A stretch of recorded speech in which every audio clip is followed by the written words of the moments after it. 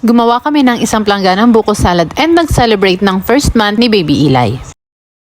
Dahil nga nag-crave ako ng kwek-kwek, sinabi ko sa asawa ko na magluluto kami ng kwek-kwek kaya bumili na lang kami ng mga pugo and nilaga na lang namin dito sa bahay tsaka pinirito. At syempre dahil mas matrabaho yung pagprito, ako na lang yung nagluto ng sauce na palpak. So habang nagluluto naman kami, inutusan ko naman si Fatima na buuhin yung tar papel and meron din mga regalo ang dala sila Mama Dory kasi nga pumunta sila dito sa bahay dahil nag-order din kami ng empanada na pandagdag sa handa ni Baby Eli. Syempre dinala na rin nila yung mga regalo namin para sa kanila, exchange gift lang. So yun na nga, habang nagluluto pa rin kami ng asawa ko, ito yung mga kapatid ko, sila yung nagbabantay kay Baby Eli and then just before we eat talaga, hindi mawawala yung photoshoot and then ayan sila mama, sila Michelle and si Sofia na hindi na natitigil copy picture every time ayaw niya nawawala sa camera, gusto niya palaging kasama eh. So dahil nga madami kami magkakapatid, ayun landscape yung picture. So ito lang naman, simpleng celebration lang naman siya and then sama-sama